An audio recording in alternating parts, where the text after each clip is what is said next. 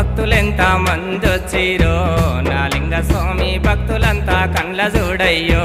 నా లింగ స్వామి భక్తులంతా కండ్ల చూడయ్యో